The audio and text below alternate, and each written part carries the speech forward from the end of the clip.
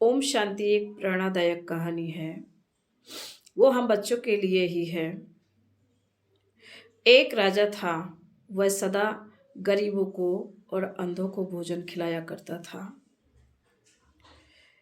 तो काफी समय बीतता गया और उनके राज्य में सभी प्रजा बहुत सुखी रहती थी। एक दिन राजा ने भोजन में खीर बनवाई। ढेर सारा दूध रखा हुआ था। अचानक विषैला सांप आया और उस दूध में मुंह डाल करके दूध पिया और अपना विषैला जहर को उसी दूध में छोड़ दिया। यह बात किसी राजा को पता ना थी। राजा ने भोजन बनवाया और सभी अंधों को और जो व्यक्ति थे 100 अंधों को और व्यक्तियों को भोजन कराया। जिस जिस व्यक्तियों ने भोजन किया वह सब मर गए। राजा को बहुत दुख हुआ कि ये क्या हुआ, ये कैसे हुआ जो कि आज ये सारे व्यक्ति मर गए हैं, इनका पाप मुझे लगेगा। वह बहुत परेशान हुआ।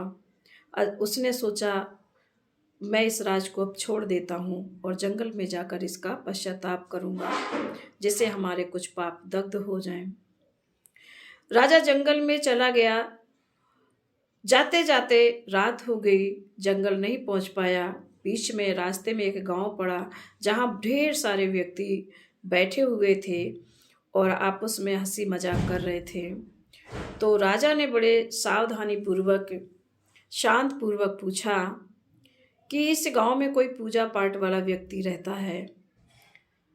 तो उन्होंने हंसते हुए कहा, चौपाल पर बैठे हुए जो व्यक्ति थे हंसते हुए कहा कि हाँ, इधर जाओ, एक घर है जहाँ भाई बहन रहते हैं और बहुत पूजा याचना करते हैं, सदा प्रभु के ध्यान में रहते हैं।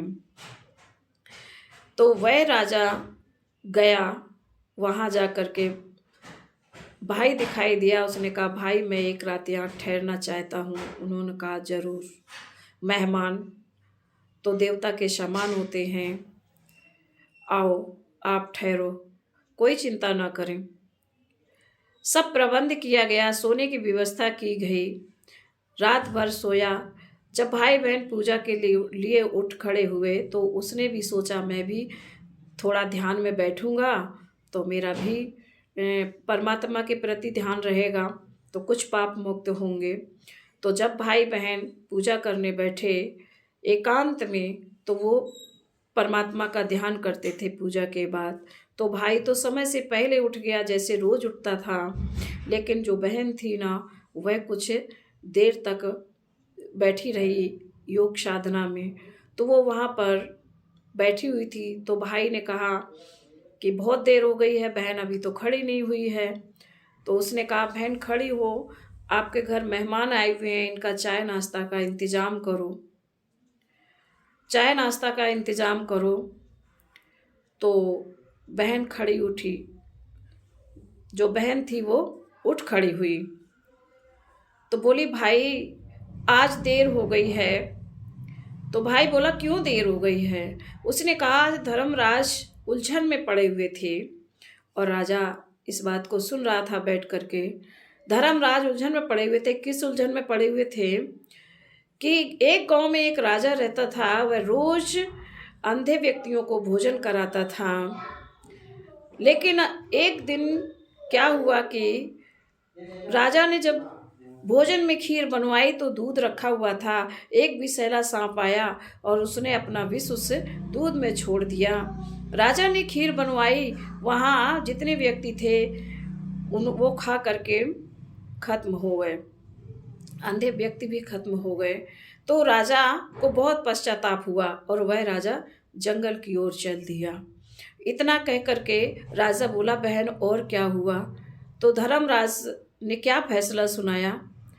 तो बहन बोली कि अभी तो कुछ नहीं सुनाया है, इसका फैसला कल सुनाया जाएगा। तो सुबह हुआ, दिन भर हुआ। तो राजा ने कहा कि क्या मैं एक रात और ठहर सकता हूँ? तो भाई ने कहा, भाई बहन दोनों उठ बोले, बड़ी खुशी की बात है, अहो सौभाग्य हमारे जो आप एक रात और रुकेंगे, अच्छी बात है। तो रुक गए। लेकिन इधर चौपाल पे बैठे हुए व्यक्ति उस राजा का इंतजार कर रहे थे कि अभी तक नहीं आया है, क्यों नहीं लौटा है। हाँ हाँ, देखो उस घर में जवान बेटी थी ना, उसको देखकर राजा और रुक गया है, उसका कहीं उन लोगों का परिचिंतन चलने लगा। जब परिचिंतन चलने लग गया और गलत भाव प्रकट होने लग गए, लेकिन राजा तो वहाँ ठहरा हुआ था, वो उसको दिखाई नहीं दिया। थोड़े समय बाद जब एक रात और हो गई, बीत चुकी थी, तो सुबह जब फिर ध्यान में बैठे तो जो बहन थी वो समय से उठ गई। राजा ने कहा, आज क्या धर्मराज जी ने फैसला लिया है?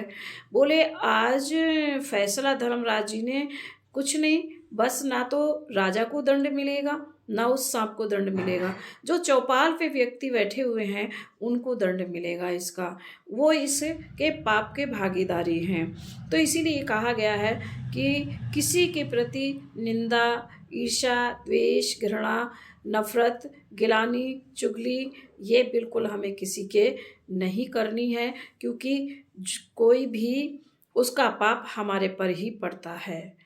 ओम शांति।